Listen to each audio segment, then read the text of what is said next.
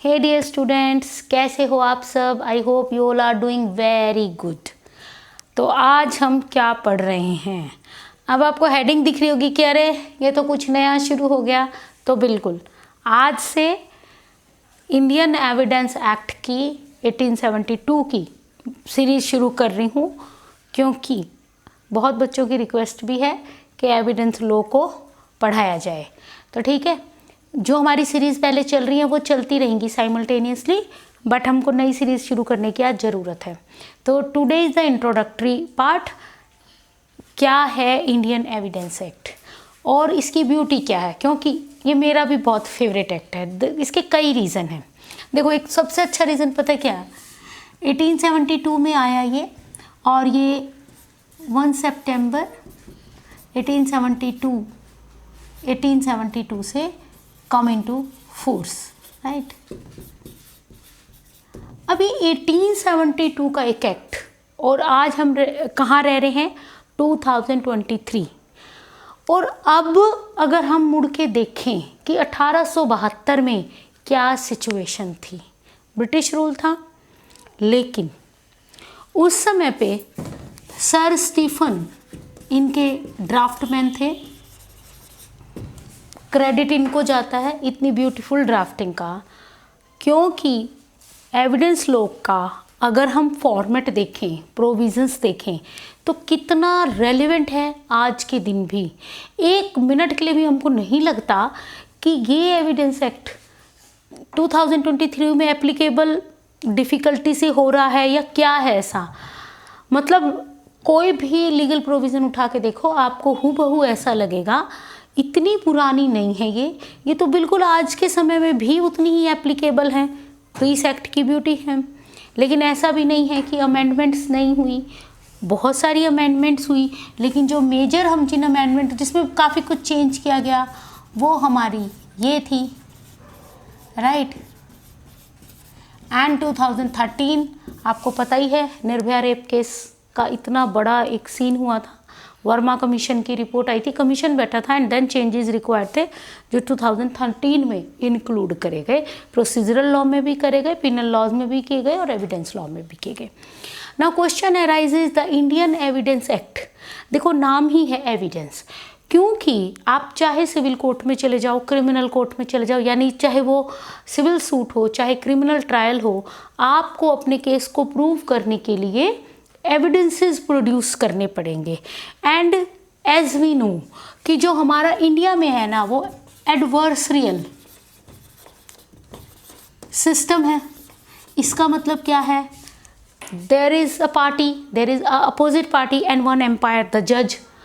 अब क्योंकि जज डायरेक्टली इन्वॉल्व नहीं होता, प्रोसीजर्स फिक्स्ड हैं, डिस्क्रिशन नहीं है बहुत ज़्यादा, जहाँ प्रोवाइडेड है वहीं है, मगर ऐसा नहीं है बहुत डिस्क्रिशनरी पावर है। वो डिस्क्रिशन भी कन्फाइंड है नेचुरल जस्टिस के प्रिंसिपल्स पे, कंसाइंस पे, इक्विटी पे, बहुत सारे फैक्टर्स पे। आर्बिट्रेरी मतलब सिर्फ जज को जो ठीक लग रहा है वो करना, इतना स्पेस नहीं है। तो एडवर्सियल सिस्टम में जब दो कंटेस्टेंट हैं, तो वो जो बेहतर प्रूफ लाएगा, यानी जो बेहतर एविडेंस लाएगा ना, वो केस को विनिंग पार्टी हो जाएगा, या वो केस को विन कर लेगा। जो हमारे जजेस हैं उनके पास पावर है, नो डाउट। एविडेंस में भी हम जज की पावर को पढ़ेंगे, आपने प्रोसीजरल लॉ में भी जजेस की पावर को पढ़ा है, मगर फिर भी वो पावर है ना। आपने वो डायलॉग सुना है ना, कानून के हाथ बंधे हुए हैं।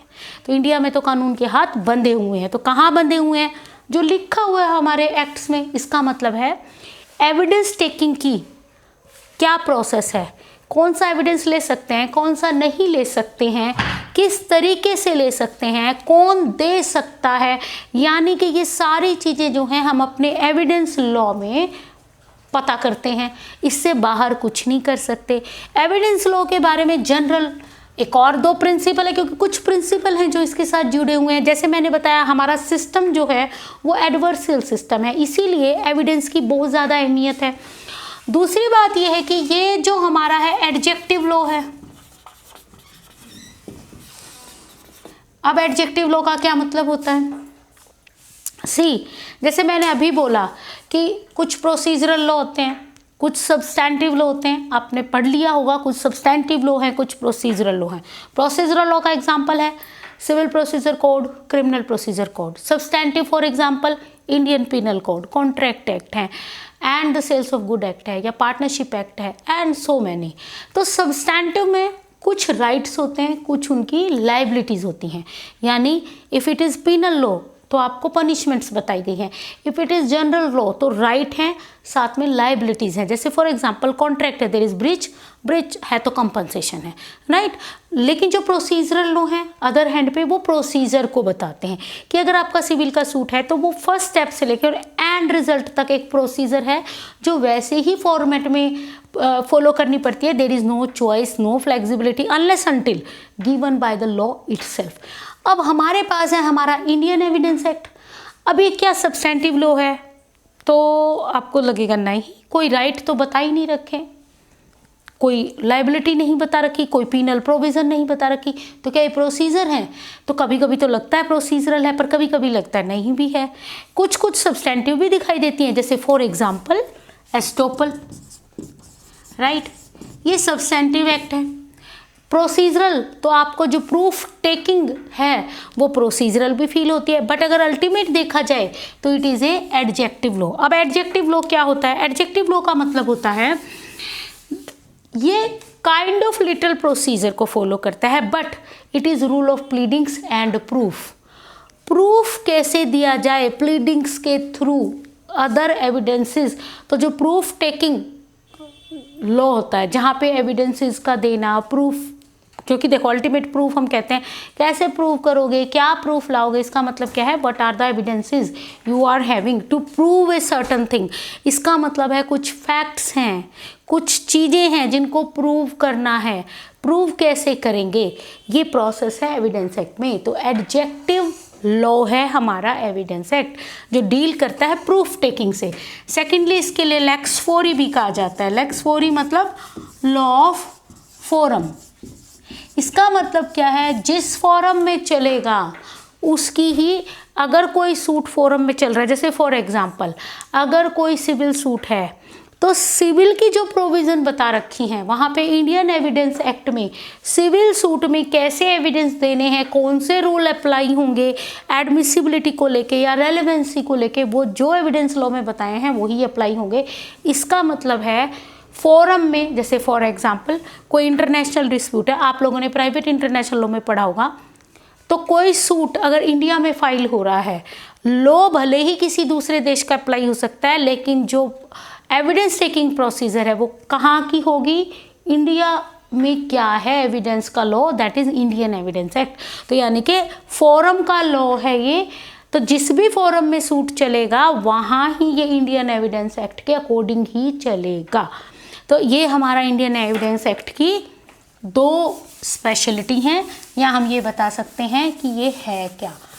इसके अलावा आप देखिए, जब भी हम एविडेंस की बात करते हैं, वैसे तो हम जनरल डेफिनेशंस में पढ़ेंगे कि एविडेंस क्या होते हैं, लेकिन अगर हम अपनी कॉमन सेंस का भी इस्तेमाल करके देखें तो जब हम ये कहते हैं ना, आपने जनरल सुना होगा, क्या सबूत है तुम्हारे पास? कोई बंदा आपको कुछ कह रहा, आपको क्या सबूत है? ये कॉमन पीपल भी पूछते हैं ये बात कि क्या सबूत है आपके पास। इसका मतलब है आप जो भी एलिगेशन किसी पे लगा रहे हो, आप कोई बात को एजर्ट कर रहे हो, उसको कैसे साबित करोगे? कह देने मात्र से कुछ नहीं होता। हमारे कोर्ट रूम में वर्बल ऐसे ही स्टोरीज नहीं सुनाई जाती, आपके पास कुछ बहुत ही उसको साबित करने के लिए एक रेलेवेंट चीज़ होनी चाहिए। और रेलेवेंसी को लेकर भी आपने एक लाइन सुनी होगी आम लोगों में, not I am talking not about legal fraternity, आपने आम लोगों में सुना होगा, क्यों इरेलीवेंट बात कर रहे हो, क्या रेलेवेंसी है जो आप बोल रहे हो? इसका मतलब है relevancy that is very important, very very important when we talk about the evidences. और अगर हम इसके पूरे फॉर्मेट की बात करें तो जो हमारा एविडेंस एक्ट है ना, ये इसमें टोटल जो सेक्शंस हैं वो 167 हैं, और ये जो पार्ट्स हैं, कितने पार्ट, ये 160 सेक्शन जो हैं वो 3 पार्ट्स में डिवाइड किए गए हैं, और इन 3 पार्ट्स में जो चैप्टर चैप्टर है ना वो 11 चैप्टर हैं टोटल। ये इसकी एक जनरल स्कीम है कि 160 सेक्शंस को 3 पार्ट में डिवाइड किया, उन 3 पार्ट्स में 11 चैप्टर्स हैं। अब देखो सेक्शन वाइज भी कितना छोटा सेक्ट है, only 167 sections are there, 3 parts हैं, 11 चैप्टर्स हैं। और 11 चैप्टर की भी अगर इस स्कीम को देखा जाए ना तो जो हमारा पार्ट के हिसाब से देखा जाए ना तो जो पार्ट 1 है ना उसमें चैप्टर 1 और चैप्टर 2 आते हैं। और ये जो चैप्टर 2 है ना ये पूरे एविडेंस एक्ट का सबसे बड़ा चैप्टर है। वाई? बिकॉज 5 to 55 सेक्शन, आप देखो कितने सारे सेक्शन सिर्फ इस चैप्टर में हैं। एंड ये चैप्टर डील करता है रेलेवेंसी को। Relevancy is very important thing, क्योंकि जो चीज़ रेलिवेंट नहीं है ना वो आप कोर्ट में नहीं ला सकते हो, कोर्ट उसको देखेगा ही नहीं। But it is not always true, जो रेलिवेंट है कोर्ट उसको भी कई बार मना कर देता है, because certain rules are also there, some privileges हैं, सम प्रिजम्पशंस हैं, सम अदर रूल्स हैं। उसके अलावा जो पार्ट 2 है इसमें जो हमारा चैप्टर है, चैप्टर 3 से चैप्टर 6 आता है। और जो पार्ट 3 है इसमें बचे हुए चैप्टर आते हैं, इसका मतलब चैप्टर 7 से लेके चैप्टर 11, राइट। ये एक जनरल स्कीम है। जो हमारा ये है ये प्रिलिमिनरी पार्ट है, यानी सेक्शन 1 से लेके 4 तक आता है, प्रिलिमिनरी डेफिनेशंस एंड प्रिजम्पशन का रूल बता रखा है। यहाँ पे हम रेलेवेंसी पढ़ रहे हैं। ये जो चैप्टर्स है ना ये डील करते हैं प्रूफ को, डॉक्यूमेंट्री और जो हमारे ओरल एविडेंसेस है ना उनके रिगार्डिंग जो रूल है वो इन चैप्टर में है। और अगर हम इन चैप्टर्स की बात करें तो जनरल जैसे एस्टॉपल का प्रिंसिपल यहीं आता है, पार्ट 3 में आता है। फिर जनरल हम अगर किसी विटनेस को बुलाएंगे तो कौन विटनेस हैं, हु आर कॉम्पिटेंट, उनकी एग्जामिनेशन क्या होगी, जो भी questions, admissions, proper improper sequence, वो सारा हमारे इन्हीं चैप्टर्स में गिवन है, राइट। तो ये एक जनरल स्कीम मैं आपको बता रही हूँ, इसको 1 by 1 हम स्टडी करेंगे। और अगर हम अब क्योंकि देखो ये तो एक जनरल स्कीम हो गई, इसके अलावा अगर हम इसके प्रिलिमिनरी पार्ट को, जो कि देखिए डेफिनेशन क्लॉजेस से जो हमारा सेक्शन 2 है ना, सेक्शन 2 से हमारे डेफिनेशन क्लॉजेस शुरू हो जाते हैं, सेक्शन 2 एंड सेक्शन 3। एंड आप ये देखो 5 से 55 रेलेवेंसी स्टार्ट हो जाएगी। लेकिन उससे पहले जो एक बेसिक है सेक्शन जो 1 है वो क्या कह रहा है, ये जो इंडियन एविडेंस एक्ट है ना ये होल ऑफ इंडिया पे हम इसको एक्सटेंड कह सकते हैं ना। पहले जो एक जनरल एक्चुअल वर्ड है extend to all of India, right. यानी इंडिया का कोई भी पार्ट नहीं है जिस पे ये अप्लाई ना होता हो। लेकिन जब शुरू में ये एक्ट आया तो हर जगह की तरह एक्सेप्ट जम्मू एंड कश्मीर था जो चल ही रहा था, लेकिन सभी जो एक्ट्स थे यानी सभी में लगभग आपने लाइन पढ़ी। लेकिन फिर हमारा J&K रीऑर्गेनाइजेशन एक्ट 2019 आया जिसने ये चीज़ हर जगह से हटा दी। यानी अब क्योंकि जो जम्मू कश्मीर रीऑर्गेनाइजेशन एक्ट आया उसके तहत अब सभी एक्ट्स जो इंडिया के थे वो जम्मू कश्मीर पे भी ऐसे ही एप्लीकेबल होंगे जो रेस्ट ऑफ इंडिया पे होते। तो अब ये लाइन ख़त्म हो चुकी है। इसका मतलब है it extend to whole of India and to all judicial proceedings, यानी जहाँ भी कोई जुडिशियल प्रोसीडिंग चलेगी ना, और जब हम जुडिशियल प्रोसीडिंग की बात करते हैं इसका मतलब होता है प्रूफ टेकिंग पावर। जो कोर्ट ओथ पे हियर करता है और एविडेंसेस लेता है वो जुडिशियल प्रोसीडिंग होते हैं, जहाँ पे एक जज होता है जो कुछ डिसाइड करता है after taking the evidences, hearing the witnesses and then come on a judgement. तो वो जुडिशियल प्रोसीडिंग है, राइट। तो इसका मतलब है सभी जुडिशियल प्रोसीडिंग जहाँ चलेंगी, जिस भी कोर्ट में, जिस भी फोरम में अगर कोई जुडिशियल प्रोसीडिंग है तो वहाँ इंडियन एविडेंस एक्ट अप्लाई होगा, यानी उसकी प्रोविजंस अप्लाई होंगी। इसका मतलब है एविडेंस टेकिंग जो मेथड्स दे रखे हैं ना और जो विटनेस एंड एग्जामिनेशन है वो सब इसी एक्ट के अकॉर्डिंग हुआ। बट ये किस पे अप्लाई होता नहीं है, या हम इसको एक्सेप्ट कह सकते हैं और नॉट अप्लाइड टू। तो सबसे पहले क्या है, एफिडेविट्स। एफिडेविट्स पे इंडियन एविडेंस एक्ट अप्लाई नहीं होता है। सेकेंड हम क्या कह सकते हैं, आर्बिट्रेशन।